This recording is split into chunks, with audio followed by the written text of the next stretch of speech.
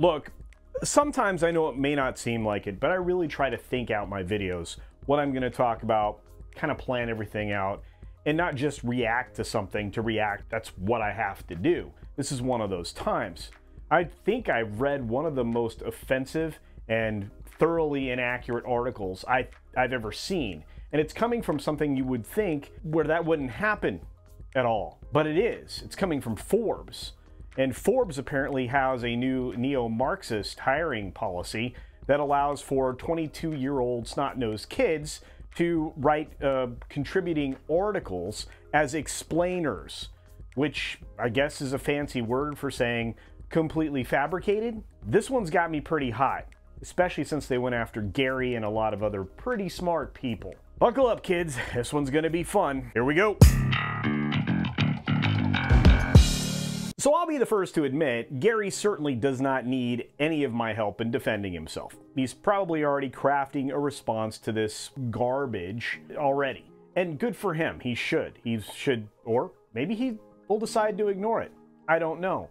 I know that this kid, well, I'm not even gonna say his name because I'm very angry. No, you know what? I am gonna say his name. Let's expose this little punk, Connor Murray, okay? He spent zero time engaging critical thinking and went out and piped a bunch of buzzwords from the extreme alt-left community. And if you're gonna call names, kid, I'm gonna too. You neo-Marxist prick. Anyway, apparently he somehow thinks that The Marvels is facing an anti-woke backlash. No, the film was bad. The film was made poorly. It was written very poorly. It probably wasn't the actress's fault, but they had a director that left before the process was completed. None of that was actually in your story or your comments on a story. I'm not sure. Now, I'm going to read this article as we talk and kind of react to it because I'm pretty angry. So The Marvels, he accurately states, did have the worst ever opening weekend box office for one of the MCU films, which again, we need to place in proper context since the MCU started with Paramount and Marvel Studios back in 2008 with the first film that everybody recognizes, which is Iron Man. He inaccurately characterizes the people that are criticizing this film as right-wing critics and saying that the poor performance is because it's a female-led film, specifically led by Brie Larson. Well, her first film, which we'll get to because there's other commentary in here, was a smashing success, but a lot of that can be attributed to the fact that it was packed between the two biggest films ever. Well, maybe not ever, but at least in the MCU. In other words, it had a lot of help. Things that he did get right. First, you have three women that are the leads, the only leads in this film. You have Nick Fury, who is essentially worthless and is treated as such in this film, and some other non-influential males in the show. In fact, the majority of the speaking is done by women, which is fine. It's fine. You want to market to 10 to 15-year-old girls that like cats, this is the movie for you. It's a very small audience, and most of them in that age bracket aren't into the MCU, but whatever. And to say, as he does in the article, that this film fell well below expectations is an understatement. It was far, far, far, far, far below expectations.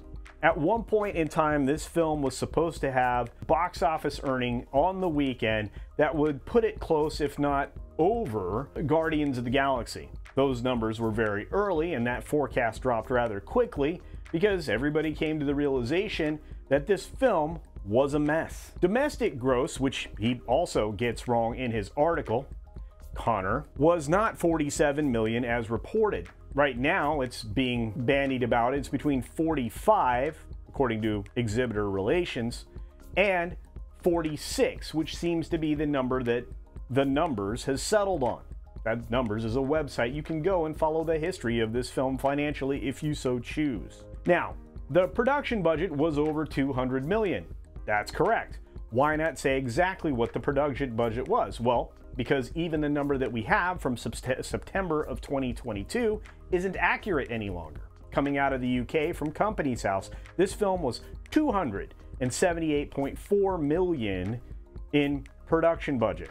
This is miles away from what Vanity Fair reported at one point in time, which put it around $130 million in production budget. So already we're off to a bad start. So between September of 2022 and this year, the production surely has had a lot more expenses. Those numbers will be accurately reported at Companies House at some point in time. But Disney of late seems to drag their feet as often as they can with films like this, because they don't like it looking so bad. Now, with that kind of budget, you would think this would be a very polished film. You would think that it would run about 2 hours and have all of the amazing CGI that we used to expect from anything Disney, which, well, if you've paid attention in the last 3 to 5 years, is that right? I think so. You can't have that expectation any longer, as we're in 2024 and the last quality CGI, I think, coming out of Disney was in 2019. I'd say I'm pretty right on the money. One of the other things that Connor seems to get right is that Disney seems to be a little sexist. Well, maybe that's because they know the market, or because they're raging misogynists. I'm going to say they're probably not raging misogynists, especially with all of the investment in the DEI garbage that they've been doing across their company and brands, which certainly hasn't helped them. But those 3 films with the female leads were Captain Marvel, they were Black Widow, and then they were The Marvels. That's kind of it. And here's another point I want everybody to pay attention to.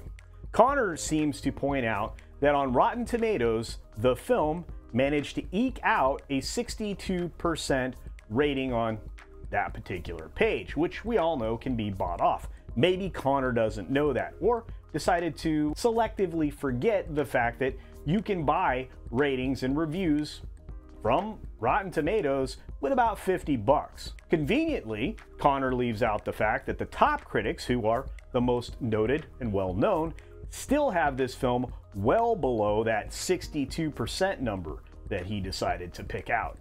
Yeah, this film is still rotten, especially with top critics. We also need to note that when he looks at the audience score, suggesting that 84% is accurate, that in some way is legit. Of course it's not. When you look at the number of 5-star reviews and you read the comments, you'll find out that these are people that are participating in this, and, well, it's their first time ever to Rotten Tomatoes. Not a good sign. They also are giving the film a 5-star rating.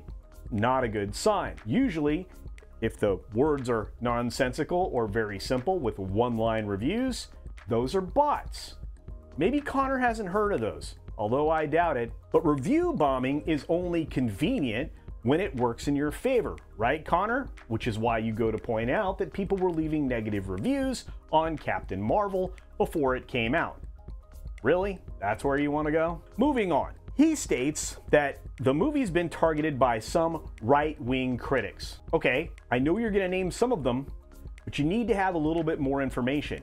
You also need to figure out why you're calling them right-wing. In your world, right-wing probably means they don't share my opinion. Well, then you're a neo-Marxist, extreme alt-leftist.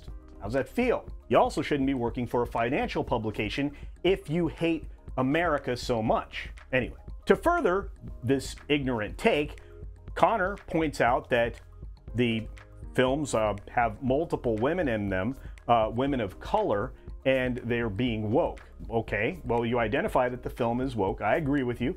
It is. Not terribly. I mean, there's some intersectional feminism in there for sure, and there are obviously woke elements to it. I mean, it has to be. It's definitely only a girl power movie. But I don't think anybody objects about anything as far as color goes. Just the neo-Marxism that's actually in this film, which you like. Right, Connor? Next up in his key points, because that's still where we are, he brings up the fact that Disney is now waging war with the state of Florida. Why is that important? Why does that even matter? What is the problem there? And people, to his credit, do criticize things with forced diversity in them. That's always been the case. And you don't call it that.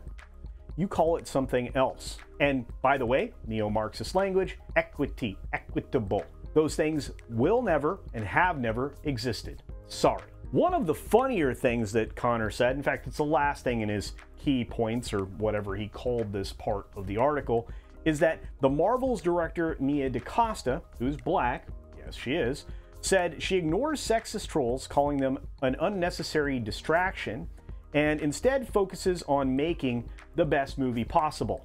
Well, I'm going to say this right now. She failed. This is a terrible film. It's nonsensical from point A to point B. There's a lot of unnecessary actions, and, well, it's frankly terribly written, terribly performed, and certainly terribly directed. And now we get into the heart of the article, where, well, we pull out guns blazing. Connor attacks a person on X and wokeness who I think is kind of funny. Comes across my timeline from time to time, and basically doesn't like woke things. I don't think most thoughtful, critically thinking people do, because it's poison, a mind virus. Just ask the guy that runs the platform X. I think Elon will agree with me. And yes, and wokeness did put a post together that featured on one side Disney to focus on diversity and inclusion, and then post the box office results on the other side. Kind of a unique form of commentary when you can get your point across to your 1.8 million followers with just an image. Rather effective, so effective in fact, it actually leads the bulk of the body of the article that he wrote. The comments that were added by End Wokeness, in addition to that image, was every single time. Get woke, go bro, indeed. Then he points out that Tim Pool, who has 1.8 million followers as well, posted a screenshot of Deadline's reporting on how the performance was terrible for this film. I'm sorry, he's delivering news rather effectively. Clearly caught your attention, Connor. Speaking of somebody that catches Connor attention, we've come down to the champion here. Nerdrotic, Gary. That's right. He's got about 900,000 subscribers on YouTube. I bet you Connor wishes he had 10,000. Maybe he does. I don't know, nor will I go looking for him. This will probably be the last time I mention him, talk about him, or even care about him. But at least he accurately points out that Gary had almost 1 million views in under 24 hours for his video titled, "The Marvels is Awful." It is. What's the problem there? Well, apparently the problem is that he criticizes, and this is in Connor's words, Disney's push for representation. And if I know Gary, he probably said representation, which is fun.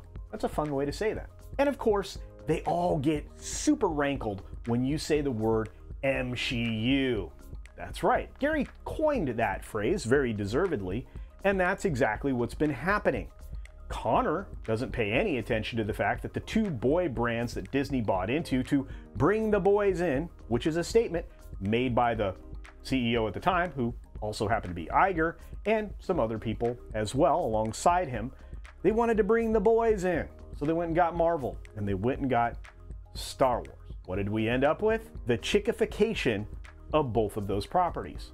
It took a while for Marvel. They had to get rid of Ike Perlmutter to do it, but here we are. And of course, the low-hanging fruit here is, well, the one Connor's going to grab last in this paragraph, which is Ben Shapiro.